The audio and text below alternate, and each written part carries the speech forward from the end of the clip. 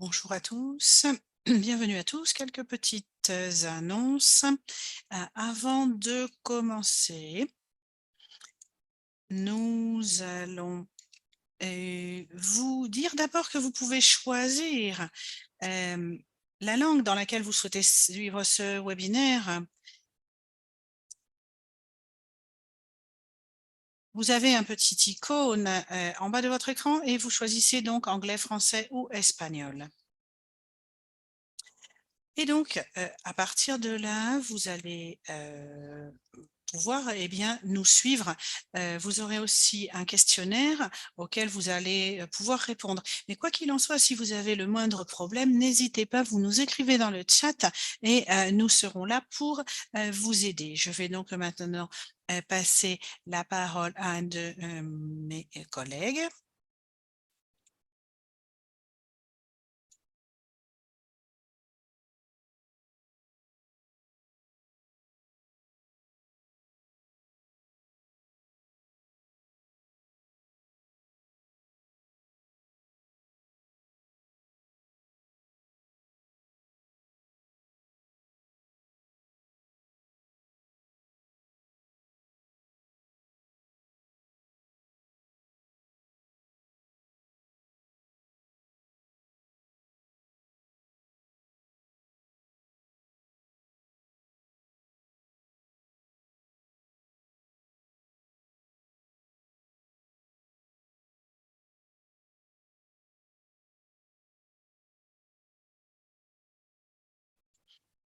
Bonjour à tous à nouveau. Et donc maintenant les instructions en espagnol pour ceux qui les souhaitent les écouter. Donc le service d'interprétation en français, en anglais et en espagnol. Vous choisissez en bas de votre écran avec la fonction du petit globe la langue dans laquelle vous souhaitez nous répondre. Vous aurez aussi une enquête à laquelle vous pourrez répondre. Et vous pouvez le faire aussi par Zoom. Merci.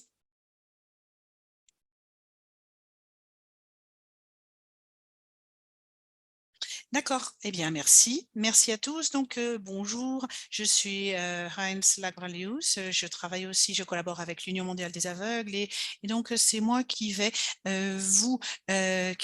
animer cette séance aujourd'hui. Donc très rapidement, pour vous expliquer comment ça va se dérouler, nous avons la possibilité d'avoir des panélistes.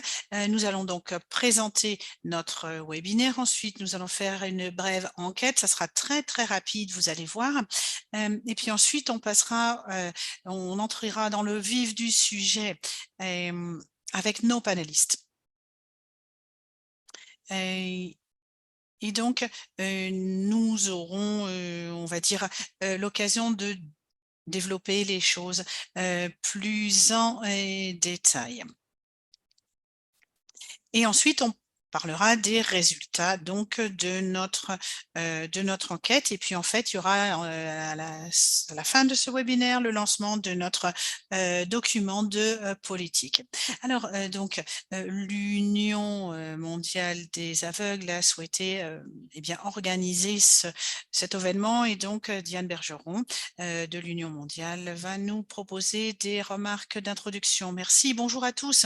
Je suis absolument ravie d'être avec vous. Je suis à la conférence des États parties à New York pour un événement donc qui est très intense. Nous sommes très fatigués, mais c'est vraiment très utile d'être là. Et donc, nous sommes là pour parler au cours d'une session formidable de l'accessibilité. D'ailleurs, nous nous intitulons Briser les barrières de l'accessibilité à travers la localisation. Nous allons donc présenter et extraire des recommandations pour les États parties de façon à leur permettre d'accélérer la mise en œuvre de l'accessibilité. Et donc, l'idée, eh bien, cet événement est organisé conjointement par l'Union mondiale des aveugles et aussi par le CGLU, qui est le Cité gouvernements locaux unis. D'accord. Nous aurons la présence aussi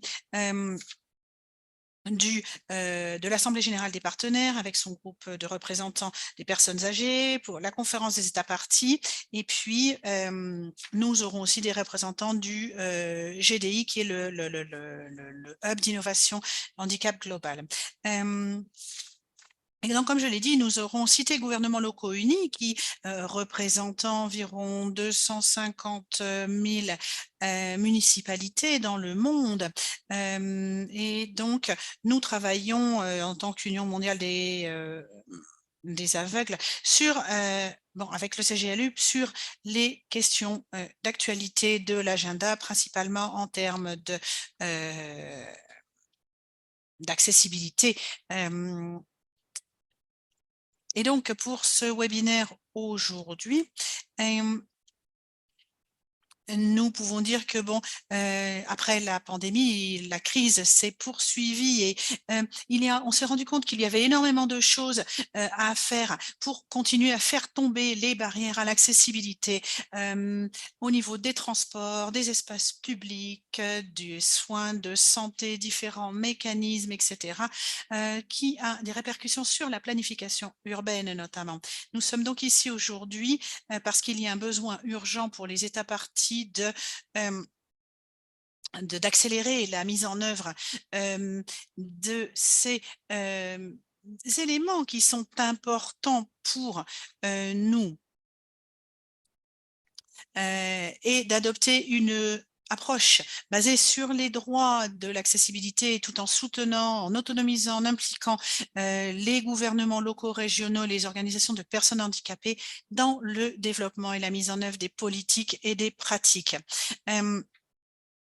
Et donc, avec cette CRPD, nous travaillons sur les barrières à l'accessibilité. La CRPD, je vous le rappelle, c'est la CDPH, la Convention pour les droits des personnes handicapées. Et donc, nous essayons de travailler sur des questions comme l'inclusion.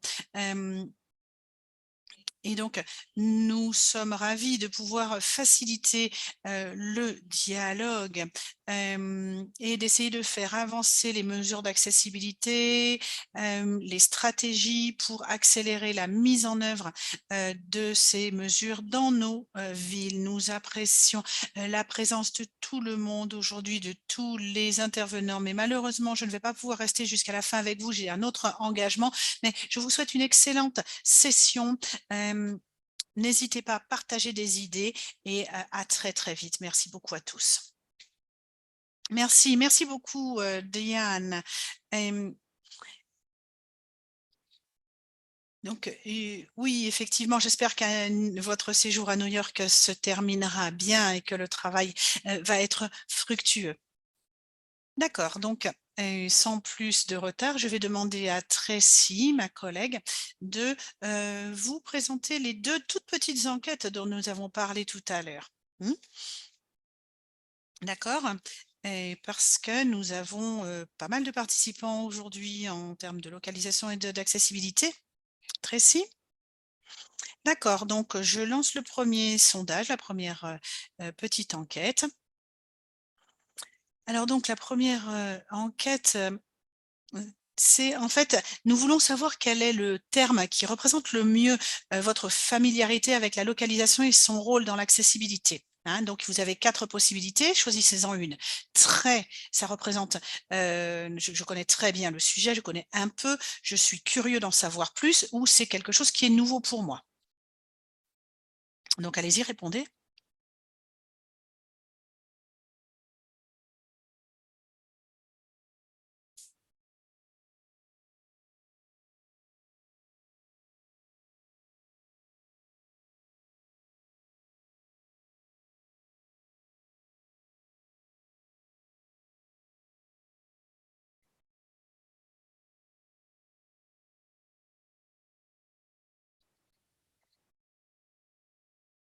Bien, nous avons une personne qui a répondu qu'elle était très familiarisée avec cette question. Ensuite, il y a quelques personnes qui sont curieuses d'en savoir plus et d'autres qui sont pour qui c'est un sujet nouveau, on va dire. D'accord. Parfait. Oui, c'est vraiment une question très, très intéressante. D'accord? Deuxième question que nous avons préparée pour vous. Donc, sur une échelle de 1 à 5, nous allons vous demander de mettre une note par rapport à la convivialité de l'accessibilité de votre ville. D'accord? De 1 à 5. 5, c'est très bien, une ville très conviviale, et 1, c'est pas très convivial, votre ville, en termes d'accessibilité toujours.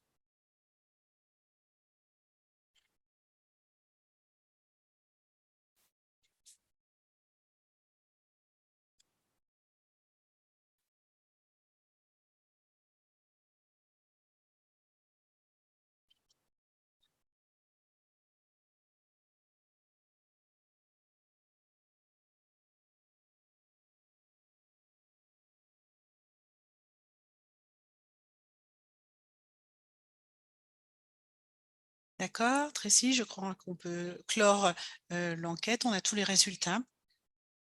OK, donc nous avons 12 réponses qui ont dit 3, la réponse 3. Ensuite, on a 10 personnes qui ont coché la case 2. Ensuite, je crois que nous avons 8 personnes qui ont coché le 1. Et il n'y a pas beaucoup de villes qui ont recueilli une note de 5.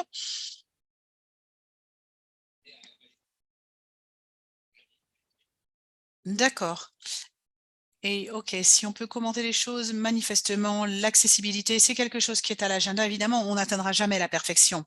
Hem, pour peu que l'on s'efforce d'améliorer l'environnement de nos villes, évidemment, la perfection sera difficile à atteindre. Merci de votre réponse, de vos réponses, de votre collaboration, sur ces enquêtes. Alors, hem maintenant, je voudrais que nous lancions, la séance d'aujourd'hui qui veut être très interactive sous sa forme de panel de discussion. Nous avons 5 invités. Nous avons Federico Battista Poitier qui est de l'UCLG.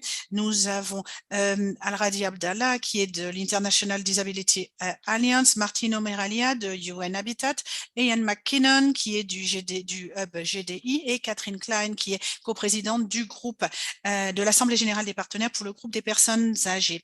Eh bien, donc, l'idée, c'est que nous avons 4 questions principales à poser à nos panélistes et chacune de ces questions principales, eh bien, nous aimerions les poser à nos panélistes pour qu'ils puissent approfondir un petit peu. Alors, c'est vrai qu'on a déjà parlé avec eux, on a un petit peu défriché le terrain avec nos intervenants, mais nous aimerions fournir un certain nombre de réponses. Et donc, pour le lancement de ce webinaire, et savoir quelle est l'image que l'on a de notre monde du point de vue de l'accessibilité, eh bien, je crois qu'il faut aller plus en profondeur, comme je le disais tout à l'heure. Et donc, on va commencer avec la première question. C'est quelles sont les données et les tendances actuelles en termes d'accessibilité au plan mondial? Et je vais peut-être demander à Ian McKinnon, qui est directeur du hub GDI, le Global Disability Innovation, le hub de l'innovation globale. Oui, merci. Merci Heinz, merci à tout le monde. Eh bien, oui, effectivement, par rapport aux données actuelles et aux tendances actuelles relevées en matière d'accessibilité, ce que l'on peut dire, c'est que il faut penser, par exemple, aux recherches que notre hub GDI effectue actuellement. Parce que nous nous appuyons sur un certain nombre de programmes et d'études. Il y a des investissements, nous avons un bailleur important, c'est le gouvernement britannique, mais les recherches qui sont effectuées sont globales en matière de pratique, de politique internationale, pour savoir si on va au cœur de l'inclusion ou pas. Et en fait, les questions, les challenges qui se posent à nous, mais aussi les opportunités, les bonnes pratiques, les bons exemples sont là. Et c'est là-dessus que je travaille avec mes collègues. Euh, nous avons des délégations, par exemple, à d'autres endroits du monde, en Afrique, en Colombie, etc. Mais selon les données globales, les tendances que l'on a, eh bien, nous avons pu acquérir un certain nombre de connaissance et on s'aperçoit qu'il est nécessaire d'avoir des informations et de pouvoir prioriser les actions. Et donc, quand on parle de diversité, on parle d'une approche géographique, mais on a aussi des principes communs qu'il ne faut pas oublier. Et la question de cet événement parallèle, nous, ce que l'on veut voir, c'est ce qui existe au plan local, au plan culturel, religieux, économique, climatique, démographique et politique, parce que tous ces aspects ont une dimension qui influence l'accessibilité.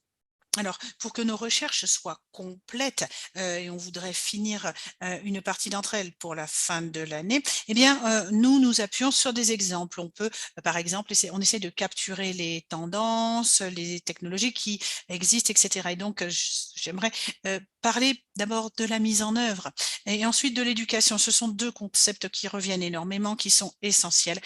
C'est un travail important pour la réglementation politique, etc. Et dans la plupart des cas, il faut dire qu'il y a parfois un manque de mise en œuvre ou une mise en œuvre déficiente pour plusieurs raisons. Parfois, il y a le fait que ce ne soit pas reconnu comme une priorité ou alors, hem, c'est pour ça que je parlais aussi d'éducation.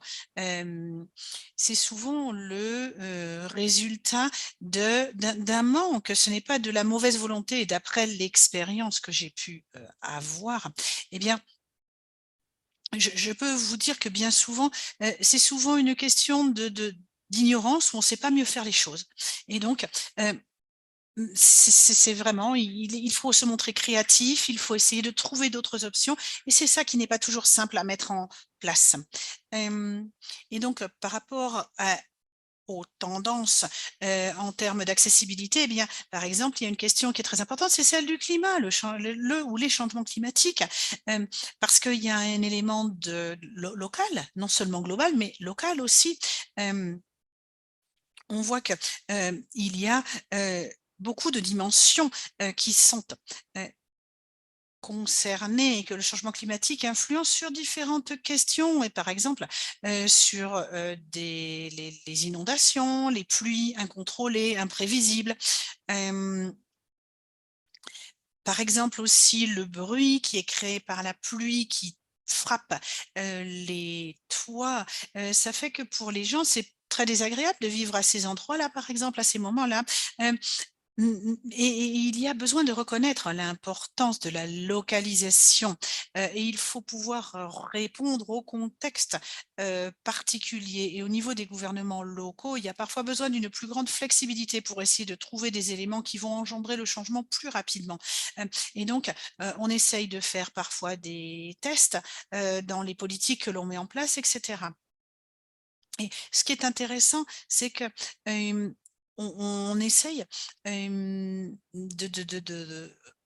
je vous l'ai dit, nous allons avoir, plus loin dans l'année, un rapport qui va être rédigé, que nous allons publier et qui va détailler un petit peu, tout cela. Merci, merci Ian. C'est vrai qu'effectivement, à cette étape, c'est très important de pouvoir partager, hem, ces choses-là et voir aussi qu'il y a parfois un manque de preuves ou de données. On a on peut avoir une expérience, mais parfois, il faut avoir des preuves vraiment essentielles et critiques, pour pouvoir aller plus loin. J'aimerais passer la parole maintenant à Al-Radi Abdallah, qui est responsable de formation senior à l'International Disability Alliance, qui est l'Alliance pour le handicap international.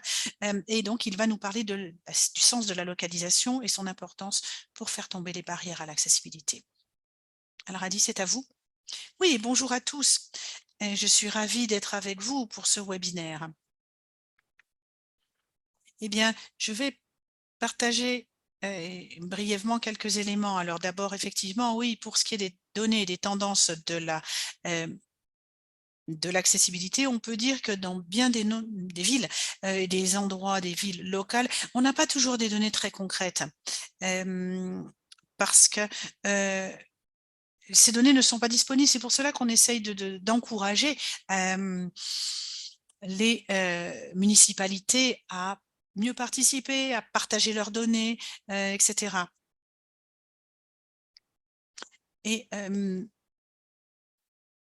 parce que ce sont des choses qui vont nous aider à mettre en œuvre des mesures d'accessibilité. Il y a déjà des choses qui sont en cours de, réalisation, mais quand on manque de données, eh bien, ce n'est jamais facile. Ça nous aide, ça nous sert de point d'appui, d'avoir des données pour pouvoir être, plus concret, plus sérieux, hem, savoir exactement ce que l'on peut faire, hem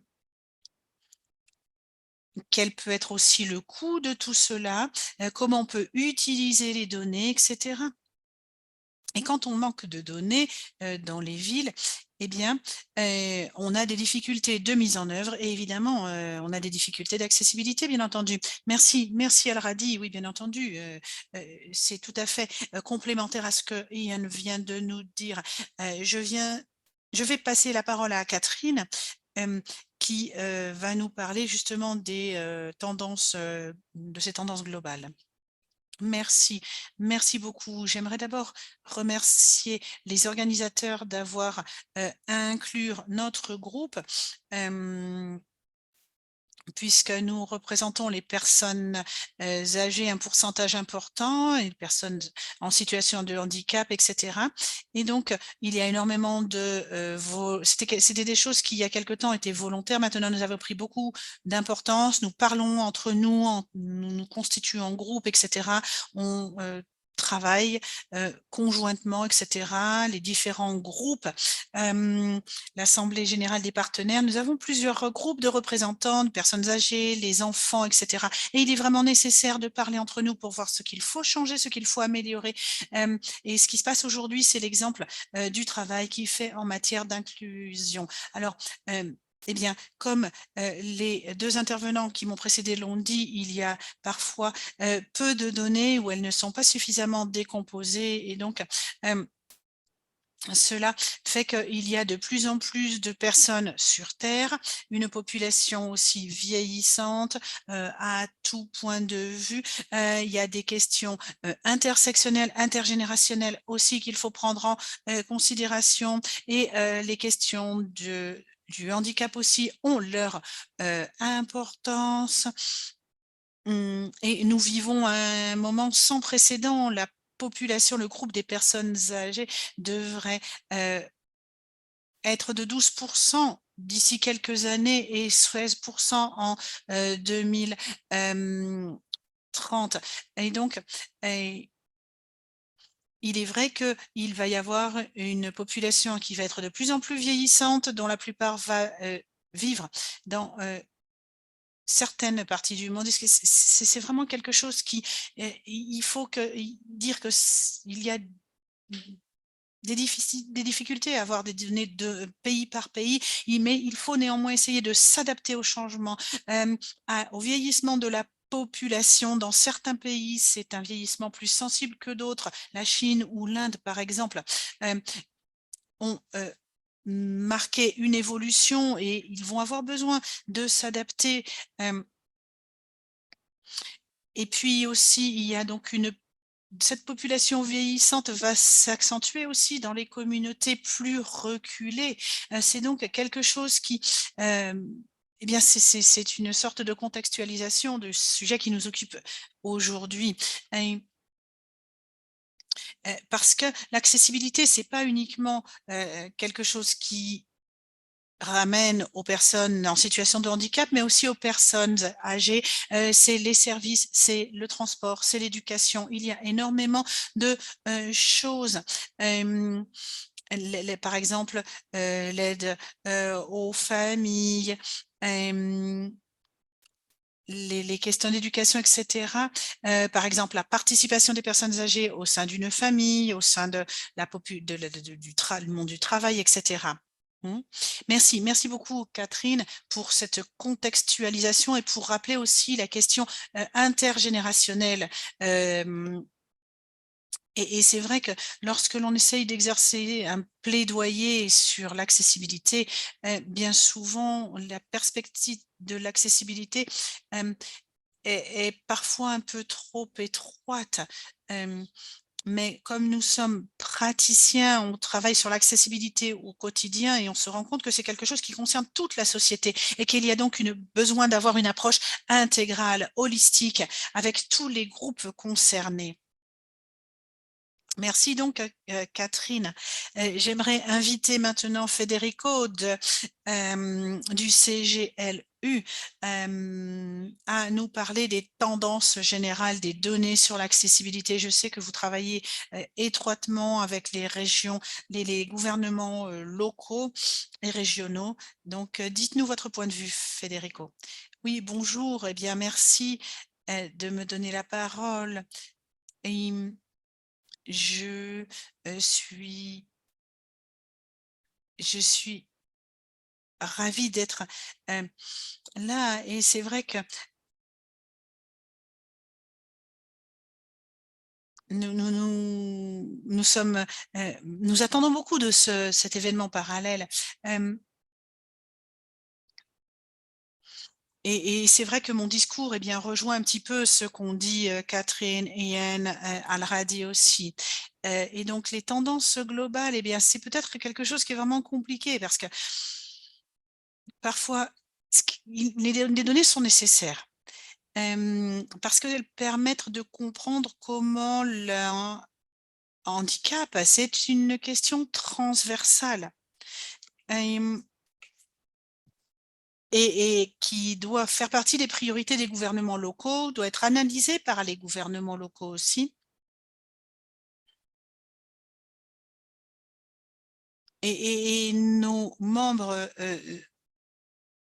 considèrent cela comme une priorité et c'est quelque chose qu'il faut passer du contexte mondial au contexte local pour essayer de réaliser nos ambitions, c'est-à-dire établir des tendances, et voir quelles sont les questions d'actualité à résoudre, quelles sont les priorités que l'on peut établir, voir quel est le lien avec les urgences climatiques, par exemple, le logement, par exemple, l'éducation.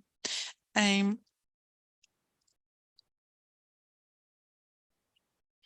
et c'est vraiment quelque chose qui renvoie aussi au développement des capacités, hem, parce que, heu, parfois c'est vraiment, heu, quelque chose qui, manque. Si on veut vraiment bien connaître les choses, pouvoir être inclusif et cetera, il faut bien connaître les questions. Dans la plupart des cas, hem, on a du mal à réaliser des plans, qui parlent d'inclusion en se basant sur des données concrètes, sur des stratégies, véritablement adaptées, fondées. Hem,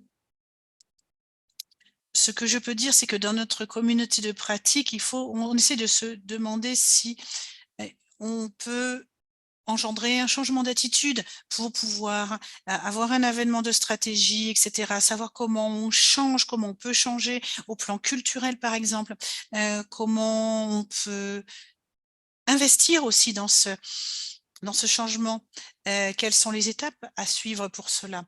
Hem Et puis il y a aussi des mécanismes, que l'on doit étudier qui vont nous permettre d'assurer ceci, qui vont pouvoir nous aider en termes de coordination et cetera. Et ce, dans les différentes villes parce qu'il y a, des pratiques qui, eh bien, se ressemblent d'un endroit à, l'autre. Parfois ça peut nous permettre de faire une liste, une sorte de checklist, des points les plus importants, s'assurer qu'on envisage les différentes dimensions importantes, que les différents départements travaillent de concert.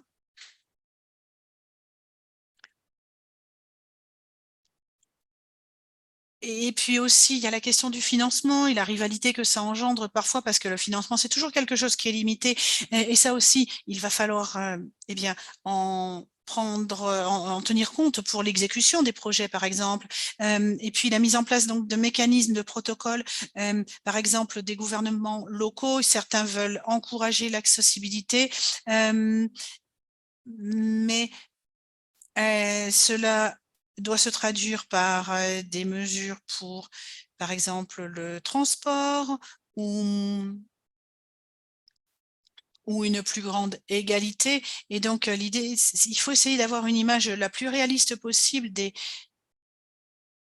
choses, et de voir qu'il ne manque aucun maillon entre les différents départements, les différents acteurs en termes de mise en application, d'implémentation comme on dit, heu, aujourd'hui.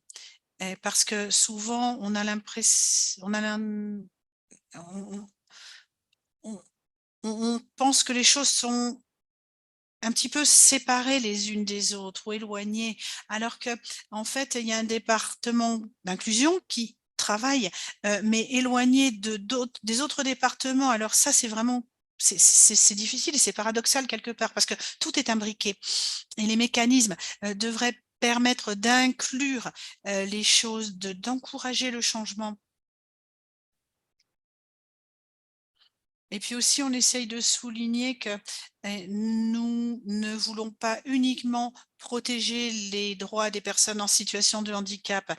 Nous voulons aussi une reconnaissance de l'innovation et de son importance.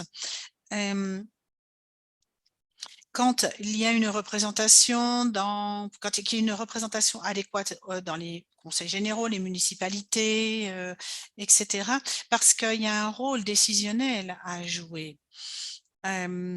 Qui peut donner de bons résultats et qui aussi permet d'établir des priorités correctes, des stratégies aussi, conjointes et plus intégrales, être plus innovateur aussi. Hem Et puis, hem, aussi, mmh, pouvoir, s'occuper des questions d'économie et cetera. Et donc, voilà, c'est un petit peu, pour cela que nous essayons de travailler en partenariat avec d'autres organisations, parce que nous croyons vraiment que c'est la façon de procéder. Merci, merci Federico. C'est vrai effectivement que le travail, étroit entre les différents départements, depuis quelques années, c'est vraiment quelque chose qui est très, très important pour, voir quel est le rôle de l'accessibilité, pour pouvoir souligner aussi quels sont les enjeux qui existent, des enjeux en termes de coordination entre les différents départements, au niveau national, au niveau local et cetera, qui souvent, eh bien, hem permet de déboucher sur justement, le fait d'aborder l'accessibilité, ça nous permet de parler aussi d'inclusion sociale et cetera. Et donc, merci d'avoir, développé, en ce sens. J'aimerais inviter aussi Martha, de ONU Habitat. D'après votre expérience, est-ce que vous pouvez nous donner donc votre perspective?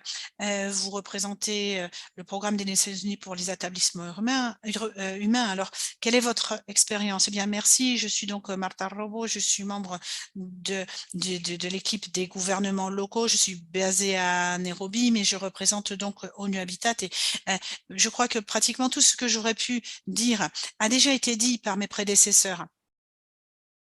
Mais de notre côté, à ONU Habitat, nous travaillons parfois avec de grandes villes et en fait, nous abordons l'accessibilité, en termes d'écart à combler. On regarde ce qui a déjà été fait, mais, on a déjà, identifié depuis quelque temps déjà ce qui a été mentionné, le manque de données, et de contextualisation. Et donc, nous travaillons dans un cadre de suivi, hem, qui, hem eh bien, s'est fixé des différents objectifs, heu, pacifiques, inclusifs, résilience et durable. Ce sont les 4 piliers et ce travail, inclut différents domaines: société, économie, culture, gouvernance et mise en œuvre. Et donc, c'est, notre façon de travailler pour voir comment on peut avoir des données décomposées et s'assurer que, tout ceci soit aussi bien, transversal que, hem, que transsectoriel. Et puis d'un autre côté aussi, j'aimerais souligner ce que nous faisons, mais ça a déjà été cité par les collègues, le manque de coordination dont on souffre parfois entre les différents niveaux et aussi au niveau horizontal et au niveau vertical. C'est-à-dire qu'il faut travailler plus étroitement avec une approche gouvernementale locale. Et du point de vue de la coordination depuis ONU Habitat, on essaye d'apporter certaines réponses. Très récemment, nous avons publié une recherche au niveau multi-niveau, en insistant sur les liens entre l'importance de tous les niveaux pour s'assurer que nous allions pouvoir atteindre, réaliser les objectifs de développement durable et s'assurer que tout le monde soit vraiment inclus. Donc voilà, c'est un petit peu notre perspective. Merci. Merci, merci Martha. Alors, si on veut faire avancer un petit peu le débat aujourd'hui, pas uniquement pour aujourd'hui, mais pour l'ensemble du domaine de la localisation, eh bien, j'aimerais savoir en fait ce que signifie vraiment la localisation et pourquoi est-ce que c'est quelque chose qui est important pour faire tomber les barrières à l'accessibilité. Et donc, je vais d'abord demander à Federico, essayer de ne pas être trop long pour que nous ayons le temps d'entendre tous les intervenants et de passer en revue toutes les questions. Oui, bien écoutez, vous me posez une question compliquée quand vous me demandez ce que signifie la localisation et son importance. Hem, mais je crois que c'est surtout et le fait que la plupart du temps, nous avons les relations avec les autorités locales qui ont une grande importance et puis aussi le cadre que nous avons avec les communautés locales. Hem, et il y a aussi un petit peu tout ce que les personnes peuvent apporter. La localisation pour nous, c'est pouvoir euh, rapprocher tout ceci, établir une collaboration entre toutes les parties prenantes, avec vérifier le suivi des politiques locales, la contextualisation aussi euh, des, des choses. On pourrait donner beaucoup d'exemples. Mais un très bon exemple de ceci, c'est une ville qui essaye d'améliorer ses efforts en termes de sensibilité, mais ils n'ont pas les bons outils pour cela au niveau national. Donc, et il y a une interaction avec d'autres groupes, par exemple les groupes de personnes âgées. euh, et en fait, il y a vraiment une aide qui peut qu'ils ont essayé d'installer entre les différentes parties prenantes pour pouvoir recueillir plus de données, pour pouvoir mieux informer et pouvoir mieux destiner les allocations de fonds. Et ça, c'est aussi quelque chose qui est très important et qui fait vraiment partie de la définition que nous donnons de la localisation et de notre environnement actuel. Merci, merci Federico, c'était effectivement concis. Je vais passer la parole maintenant à Martha. Alors, comme vous faites partie de l'équipe d'ONU Habitat, euh, pour vous, c'est quoi la localisation? Qu'est-ce que ça veut dire? Quelle est la perspective de votre organisme en termes de soutien pour faire tomber les barrières à l'accessibilité? Merci Hans. Eh bien, en fait, je crois que c'est quelque chose qui est complémentaire à ce que vient de dire Federico. Euh, c'est que c'est un processus de transformation pour avoir une réalité qui s'instaure au niveau local dans un cadre national dont on puise avec les différentes communautés. Ça veut dire que la communauté locale se trouve au centre du développement durable et il faut que cela s'ancre dans le principe de partenariat, d'inclusion, etc. Et c'est vrai que c'est un processus bidirectionnel où on a quelque chose entre les locales vers le niveau national et du national au niveau local. C'est l'importance des gouvernements locaux régionaux parce que nous savons que c'est vraiment la sphère de gouvernance qui est la plus proche de la communauté locale. Et aussi qu'il faut comprendre que lorsque l'on parle de ce type de politique, de stratégie, etc., eh bien, il faut bien comprendre quels sont les besoins, les priorités des communautés locales. C'est ça qui est essentiel. Essayer de voir, traduire les politiques en objectifs et en besoins des communautés. Et donc, si on veut aller plus loin pour la définition de la localisation auprès de ONU Habitat, eh bien, nous avons décidé d'inscrire la localisation, eh bien, dans une approche inclusive qui est initialement fondée sur les objectifs de développement durable.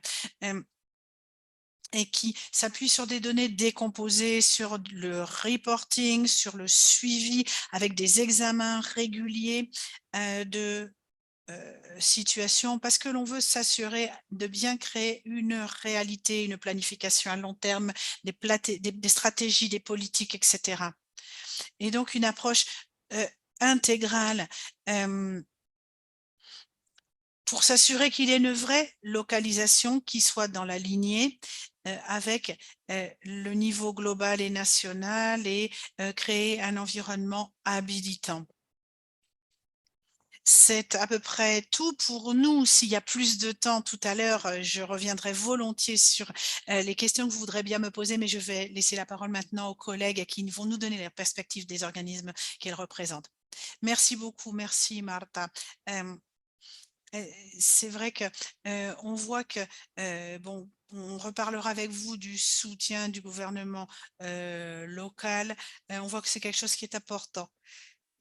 Nous allons demander maintenant à Al-Radi s'il voudrait partager quelques réflexions sur, eh bien, la localisation et sa signification et son importance pour les barrières à l'accessibilité.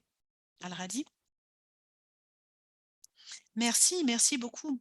Et je voudrais souligner quelques éléments aussi. Hem, eh bien, il faut reconnaître, que, dans bien des pays, les gouvernements locaux, doivent faire face à des limitations et donc, ils ont des obstacles en termes de mise en œuvre de, mesures d'accessibilité. Peut-être que si on se centre sur la localisation, ça veut dire qu'on les aide, on leur donne des modèles qui sont plus proches, d'eux et qu'en même temps, hem, ils se sentent soutenus, hem et cela permet parfois de dégager des ressources aussi. Et l'autre élément que je voulais souligner, c'est, que les gouvernements et communautés locaux sont souvent, doivent, heu, connaître mieux sont les mieux placés pour mieux connaître les besoins de leur collectivité, de leur collectif. Hem et donc, ils connaissent les ressources dont il y a besoin, quelles sont les nécessités aussi, hem, et ils savent comment tout ceci peut créer, plus de résilience, plus de plus un contexte beaucoup plus favorable à l'accessibilité au plan local. Merci, merci effectivement Al-Radi, c'est très important. Ça fait le lien avec, l'une des prochaines questions qui va venir, dans un moment parce que la localisation parler de localisation, c'est pas la seule responsabilité des gouvernements nationaux ou la seule responsabilité des gouvernements, locaux. C'est quelque chose c'est un effort plurigouvernemental, on va dire, qui doit être favorable au changement. Je vais passer maintenant la parole à nouveau à Ian qui va nous, partager sa perspective, hem, de la localisation et comment, cela peut aider à faire tomber ces barrières à l'accessibilité. Ian, merci, merci Hans. Eh bien, je voudrais, dire qu'effectivement, il y a une, relation entre, les gouvernements nationaux, régionaux, locaux, et que c'est l'un des points les plus importants pour moi quand on parle de localisation.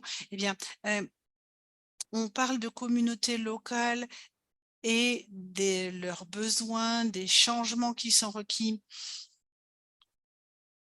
et donc, il y a des exemples qui sont très spécifiques, hem, notamment l'un qui est, heu, ce que les régions peuvent faire dans un cadre national, mais ce qu'elles peuvent faire, au fil des années.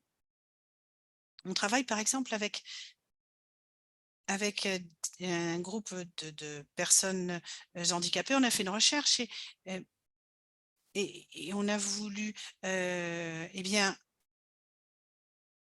que, une question spécifique soit traitée dans l'enquête que l'on leur a proposée. C'est, par exemple, le fait de se déplacer avec une canne blanche dans la rue, est-ce que ça suppose plus de liberté, par exemple? Hem, Parce que parfois, on s'est penché sur le fait que ça puisse donner plus de confiance aux utilisateurs d'une canne blanche pour sortir tout seul dans la rue, alors que d'autres n'avaient jamais réalisé ce que ça pouvait euh, supposer, alors que pour les utilisateurs de cette canne blanche, c'était vraiment quelque chose de tout à fait essentiel. Et donc, en fait, c'est des choses qui doivent être prises en considération pour être traduites dans les politiques que nous mettons euh, en œuvre. Et donc, les participants à notre recherche ont parlé de, par exemple, on leur a parlé de l'importance du karaoké. Hem et certains ont dit que, par exemple, il n'y a pas une accessibilité suffisante pour, les personnes handicapées au karaoké. Et donc c'est des choses, heu, qu'on on les rapporte au contexte local. Hem et donc, c'est vraiment ça a vraiment trait à ce qui peut apporter du bien-être, hem, aux personnes. C'est vraiment ça, quelque part la localisation. C'est ce qu'on peut faire justement au niveau local pour le bien-être des personnes. Merci, merci Yann, c'est vraiment très intéressant ce que vous, hem, dites. Et avant de passer à la question suivante, hem, je vais demander à Catherine si elle veut nous donner son point de vue. Oui, bien sûr, merci beaucoup. Hem, eh bien, je crois que la localisation pour les personnes âgées, c'est les mêmes difficultés. C'est par exemple être pris au sérieux, c'est pouvoir interagir, c'est pouvoir participer.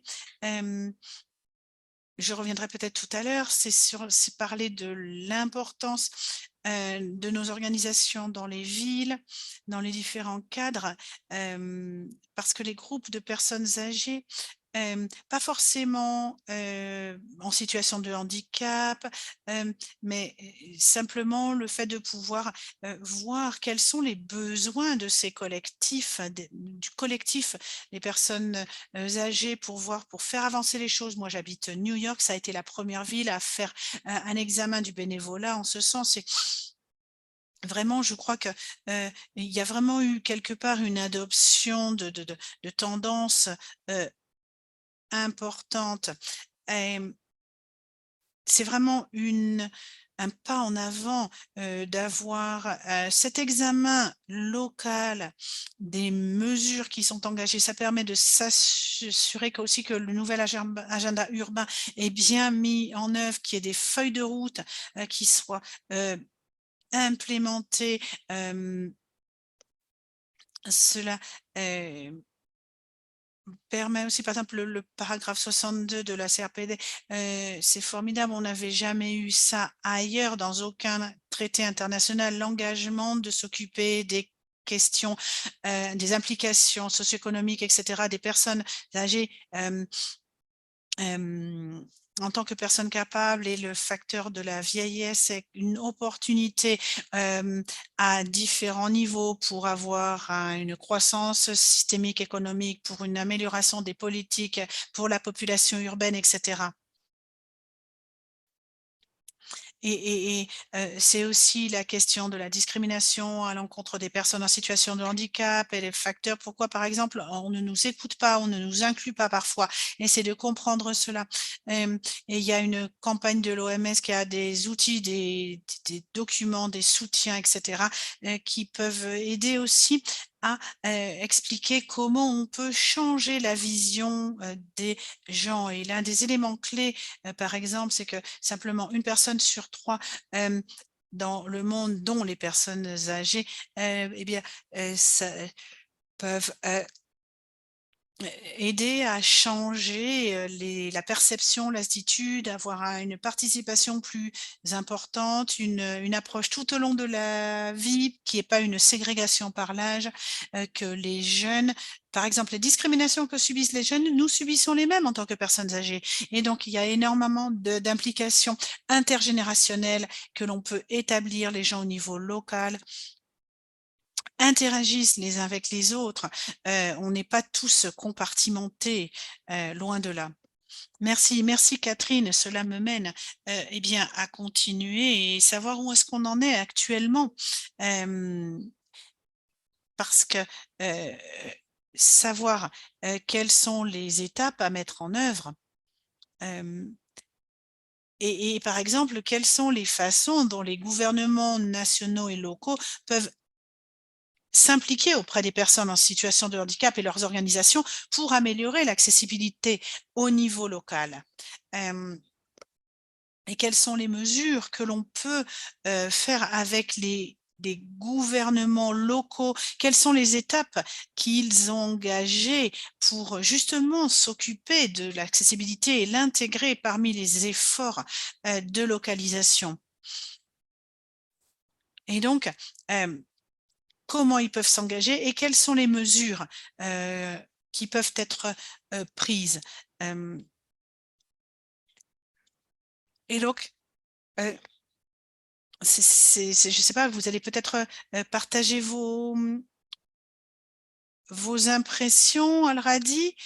Eh bien, merci, oui, merci, Hans. Eh bien, il faut parler des processus de consultation aussi des personnes, en situation de handicap,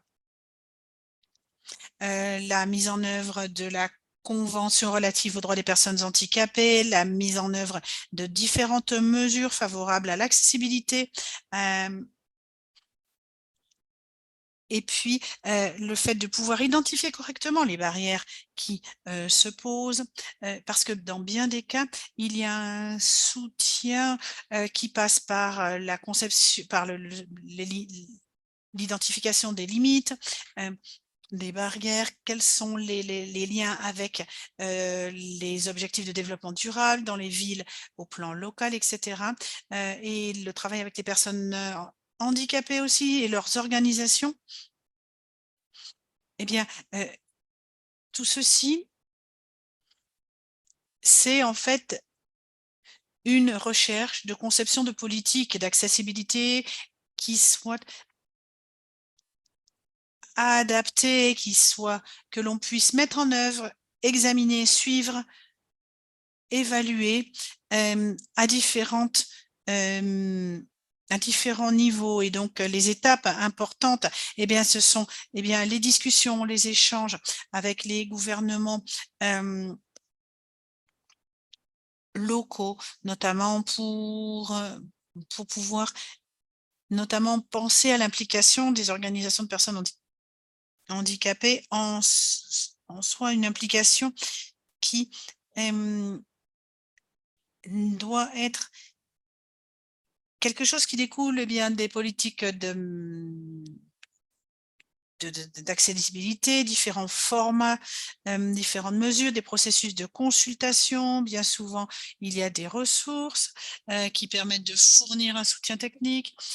Parfois, l'implication aussi exige, par exemple, des ressources à mobiliser, de différents types avec, une participation, hem, et et puis, qu'il y a les questions, on en a parlé, les rivalités en termes d'implication, ça c'est quelque chose aussi qu'il faut traiter, hem, parce que ceci va faire partie du processus de mobilisation des ressources et puis aussi, il y a besoin, de il y a souvent le besoin de s'assurer que l'on peut, atteindre les organisations faîtières, hein, les organisations parapluies, pour leur faire, connaître les aider à reconnaître que, il y a des barrières à l'accessibilité, que c'est quelque chose qui doit être à l'ordre du jour, que, hem, c'est quelque chose qui doit être, garanti, aux différents groupes, de personnes handicapées, notamment les groupes qui sont souvent oubliés, laissés en arrière parce qu'ils ont des possibilités aussi, hem et puis enfin, j'aimerais partager l'idée d'alliance, parce que je viens de l'International Disability Alliance, qui s'occupe donc de questions d'inclusion, notamment avec les personnes non-voyantes. On essaye d'établir différentes mesures, hem de nous impliquer auprès des personnes handicapées, de leurs organisations, quelles qu'elles soient, pour pouvoir, eh bien, embarquer tout le monde, voir aussi qu'il y ait l'implication de la perspective des villes, qu'il y ait l'implication de toutes les, organisations pour pouvoir répondre à tous les besoins spécifiques. Merci Hans. Merci, merci Elradi.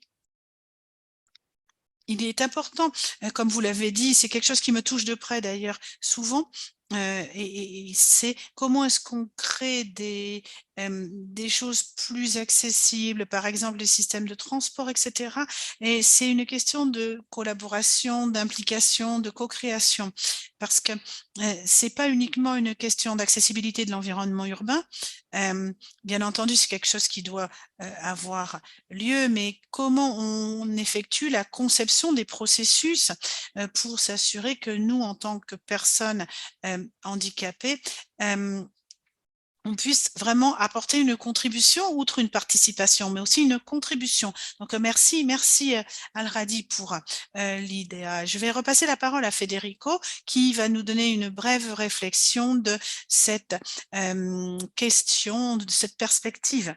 Hem, Comment les gouvernements locaux, peuvent s'impliquer auprès des organisations de personnes handicapées pour améliorer l'accessibilité au niveau local, et comment ils peuvent faire partie, les impliquer pour les efforts de localisation. Oui, alors je vais essayer d'être rapide, mais c'est difficile. Eh bien, moi, en fait, c'est surtout que je crois qu'il faut qu'il y ait une véritable écoute. Il faut encourager l'écoute pour mieux se comprendre. Parce que dans nos villes, il faut vraiment essayer de s'écouter et de créer des mécanismes qui, pour que les personnes, hem et les associations vérifier qu'ils soient vraiment impliqués. C'est un processus d'échange d'idées, d'essayer de co-créer ensemble, d'avoir un processus de développement d'idées, de mécanismes que l'on va mettre en œuvre, et je crois que vraiment c'est c'est c'est vraiment quelque chose, il faut placer la localisation au sein des agendas, au plan local, et c'est toujours quelque chose qui c'est critique, c'est pas toujours facile à faire, mais je crois que vraiment, hem, si on a, 60 de la population qui, peut à certains endroits avoir, une situation de handicap, eh bien, il faut que ce pourcentage soit représenté. Il faut qu'il y ait des mécanismes, heu, accessibles pour que ces personnes puissent être présentes sur les différentes plateformes, qu'elles puissent s'impliquer, participer.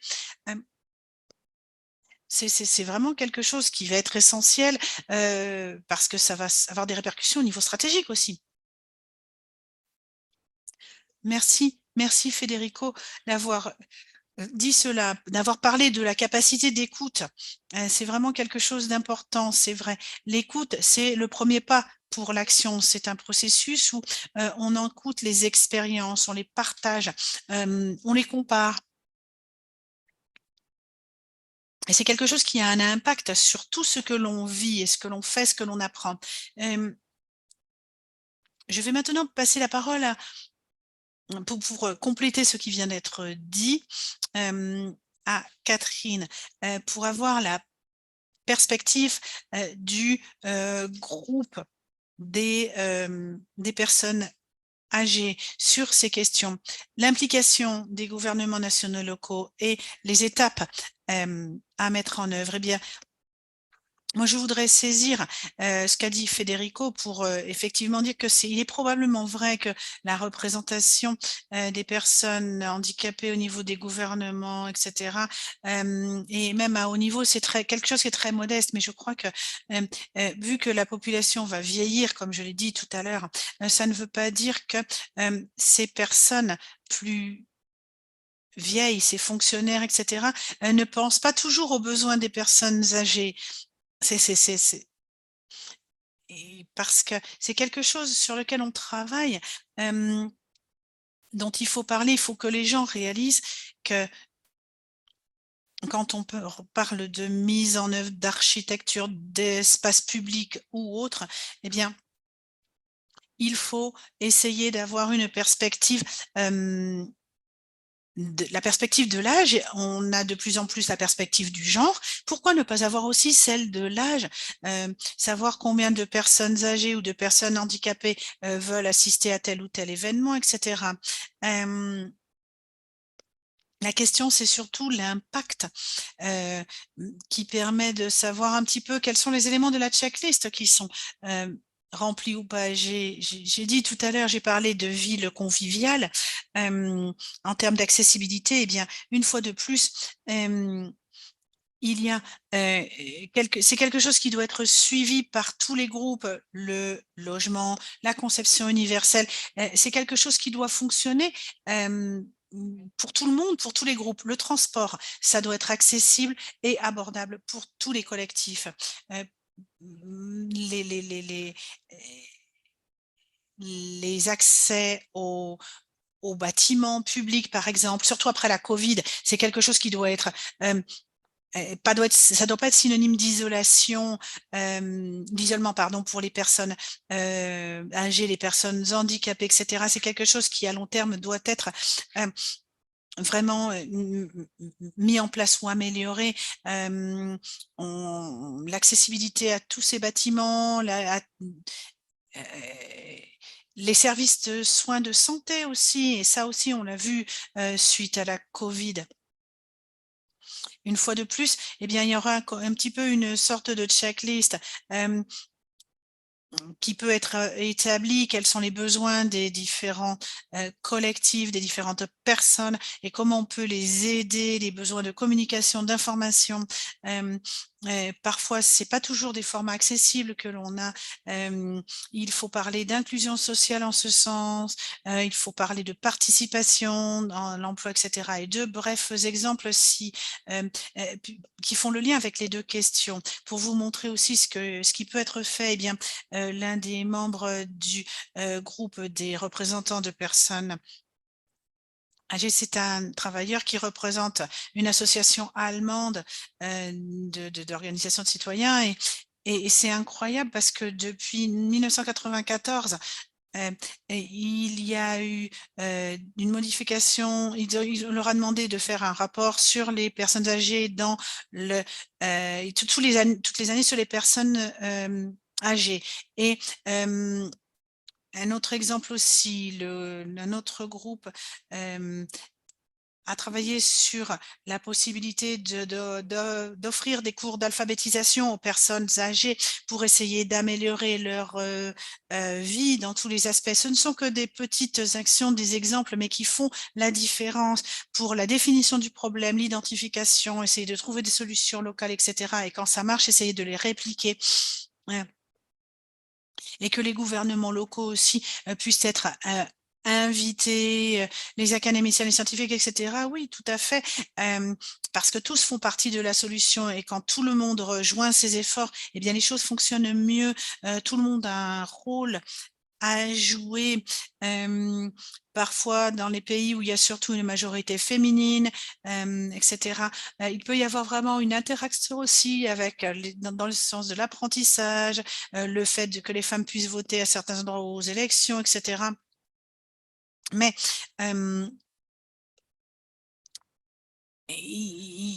vraiment, c'est laisser les interactions s'établir, les encourager pour pouvoir vraiment que les gens ne se sentent pas isolés, qu'ils sortent de chez eux. Merci, merci Catherine pour cette contribution et ce partage. Et, je vais passer maintenant la parole à Martin, qui va nous donner la perspective d'ONU Habitat, ce que peuvent faire les gouvernements nationaux locaux pour s'impliquer auprès des personnes handicapées, pour améliorer l'accessibilité au niveau local et quelles sont les étapes que l'on peut prendre pour résoudre les questions d'accessibilité dans le cadre des efforts de localisation. Eh bien, merci Hans. Eh bien, ce que j'ai déjà mentionné, c'est vraiment quelque chose de très important, la gouvernance multiniveau. C'est un élément très, très important que les gouvernements nationaux doivent travailler avec les gouvernements régionaux, locaux, les communautés locales aussi, pour créer un environnement habilitant, pour qu'il y ait une vraie localisation qui se produise. Il faut que les gouvernements locaux, régiaux aient les moyens légaux, économiques et cetera, la capacité de pouvoir réaliser leur mandat. Et dans le même temps, ces gouvernements locaux et cetera, ils doivent chercher la collaboration des, gouvernements au niveau national et encourager des alliances dans les cadres nationaux. C'est une façon qui va créer une coordination, une synergie verticale, dont nous avons besoin. Mais en même temps, et c'est lié avec ce que l'on traite. Ici, c'est très important qu'il y ait une implication des multiples parties prenantes dans l'ensemble du processus. C'est pas simplement que on parle en fait des gouvernements, etc. On parle de personnes, on parle de de différences qu'il faut mettre en avant, qu'il faut souligner. Parfois, les gouvernements ne le font pas. Donc c'est là que c'est important pour les parties prenantes de faire partie de la conversation. Par exemple, nous, au sommet ONU Habitat, il y a eu 2 jours de travail avec les parties prenantes au sein d'un forum qui ont permis de faire entendre toutes ces voix, tous ces discours et s'assurer qu'il y ait un impact sur les débats, par exemple, dans la prise de résolution. Et d'ailleurs, il y a une résolution qui a été prise sur la localisation des ODD qui a été approuvée donc la semaine dernière lors de l'Assemblée. Et donc, les parties prenantes mondiales ont eu la possibilité de s'exprimer et de participer à la résolution. Par exemple, l'accessibilité souvent n'est pas utilisée de la bonne manière et donc ils avaient le rôle de voir que petit à petit, parce qu'évidemment ces choses, ça va pas se faire du jour au lendemain, mais que petit à petit, il y ait un positionnement qui se fasse dans ce sens. Un exemple, par exemple aussi dans le cas du conseil municipal de Barcelone, qui a travaillé sur des questions d'accessibilité depuis différents points de vue et la collaboration avec le gouvernement régional et national pour s'assurer que ceci se produise bien aussi avec les différents collectifs et les personnes handicapées, notamment pour s'assurer que Barcelone devienne vraiment une ville inclusive. Et puis ensuite, un autre élément important, pas des moindres d'ailleurs, dire qu'il y a énormément de choses que les gouvernements locaux et nationaux pourraient faire. Par exemple, créer des politiques d'alignement, des services publics inclusifs, etc. Un développement de capacités, assurer une collaboration avec les organisations de personnes handicapées, essayer de suivre, évaluer l'effectivité de ce qu'ils font. Et là aussi, c'est que là, les examens locaux peuvent avoir leur importance parce que des examens locaux, comme leur dit, ce sont des examens volontaires que font les gouvernements locaux, régionaux. Ils parlent de ce qu'ils ont mis en place, de leur progression par rapport aux objectifs de développement durable. En termes d'accessibilité, d'inclusion, et cetera. Et donc, c'est une façon de travailler pour les villes et les autres éléments, organes gouvernementaux, de direction, et cetera. Mmh, parce que, par exemple, il y a une ville en Indonésie, Surabaya, qui a travaillé, par exemple, pour avoir, des villes plus conviviales. Bon, on pourrait trouver énormément d'exemples, mais je ne peux pas m'étendre longtemps. Si vous voulez, mais nous écrire à ONU Habitat, n'hésitez pas. Notre idée, c'est, comme le dit l'agenda 2030, c'est il ne faut laisser personne en arrière. Donc, n'hésitez pas à continuer à partager et à faire appel à nous si besoin est. Merci, merci Martha. Ben oui, le leadership en fait que vous avez en termes d'accessibilité et les engagements, les implications d'accessibilité, c'est vraiment quelque chose de très pratique, une approche pratique pour aborder les éléments, l'agenda urbain, et cetera. Il y a des choses formidables qui se font. Merci, merci.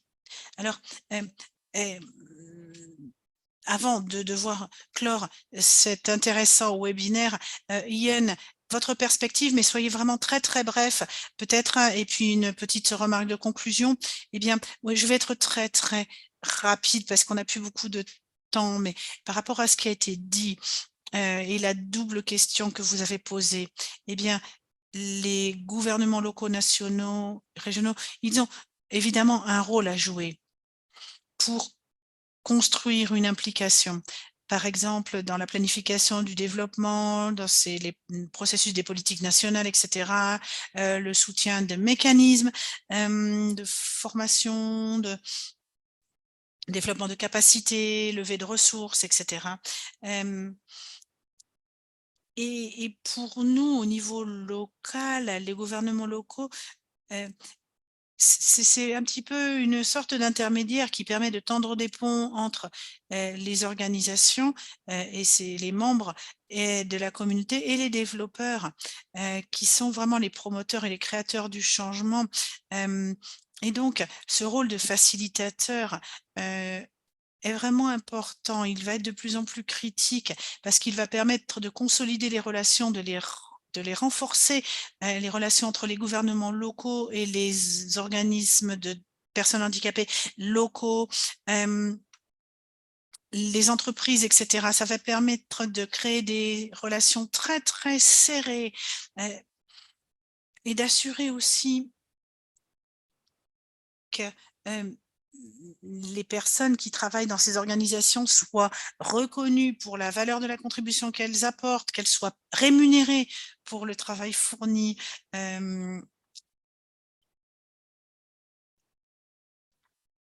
Merci.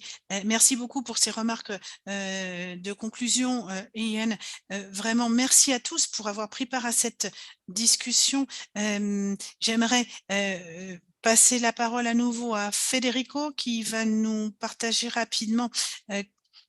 Bon, la plupart d'entre vous, avec vos organisations, etc., vous le faites.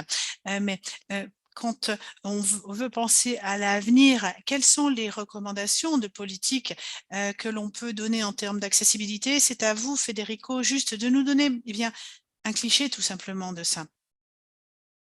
Eh bien, voilà, je partage mon écran. Je travaille effectivement sur un document, les recommandations pour les États parties pour une action immédiate. Et donc, notre document s'intitule Localisation pour résoudre la crise de l'accessibilité. Et donc, on a le contexte du nouvel agenda urbain, des ODD, Objectifs de développement durable. Et donc, vous avez une première version qui est déjà disponible à la consultation sur Internet. Pour le moment, on a fait des recommandations que l'on voudrait présenter aux États parties à tous les acteurs politiques. C'est un document qui est voué être publié en anglais, en français, en espagnol et qui va venir tenter de renforcer la collaboration entre tous, comme l'ont dit tous les intervenants aujourd'hui. Et vraiment, c'est un document qui tient compte bien, de la participation, par exemple, des parties prenantes, de placer l'inclusion au cœur du travail, avoir une approche, on va dire, locale dans un contexte national. Les, des recommandations sur 3 points, la participation et la coordination, ensuite les politiques, harmonisation et les standards, et puis ensuite le troisième élément, les données, les capacités, pour vraiment être certain que tout ceci soit aligné et que ce soit les pierres angulaires de tout ce qui est bien décidé, mis en place, etc. Je sais que nous n'avons plus de temps, donc je ne vais pas m'étendre plus, Hans. Oui, effectivement, ça a été vraiment très bref, Federico, pour le lancement de ce document de politique. J'espère que nous aurons prochainement plus de temps pour voir plus en détail ces recommandations. Mais ce qui est formidable aujourd'hui, c'est qu'on voit que toutes ces recommandations, elles vont droit au but.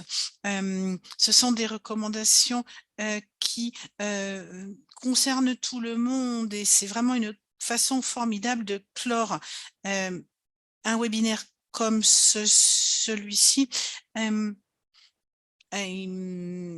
On va pouvoir peut-être partager le lien direct vers cette publication sur le site internet de l'Union mondiale des aveugles, notamment dans une version complète avec la portée de tout ceci, les obligations des participants, les questions d'accessibilité mondiale, etc. Tout ceci sera en version complète. Ça sera disponible sur nos différents sites internet, dans nos différentes langues de travail, aussi bien à l'Union mondiale des aveugles qu'à Cité gouvernements locaux unis, etc. Donc, merci d'avoir pris le temps de nous suivre, de prendre part à cette conversation pour nos panélistes. Et si vous avez des questions à poser, etc., à nos intervenants, à l'Union mondiale des aveugles, n'hésitez pas, vous pouvez nous contacter à notre adresse internet info@wbu.org. Alors malheureusement, on n'a pas pu de prendre de questions aujourd'hui pour ce webinaire. C'était pour une question de temps tout simplement. Mais nous sommes à votre disposition. Soyez-en assurés si vous voulez réagir par rapport à ce qui a été abordé, parce que nous sommes favorables, évidemment, vous le savez, nous travaillons pour l'accessibilité, pour faire tomber les barrières et favoriser l'inclusion. Merci et très bonne fin de journée à tous.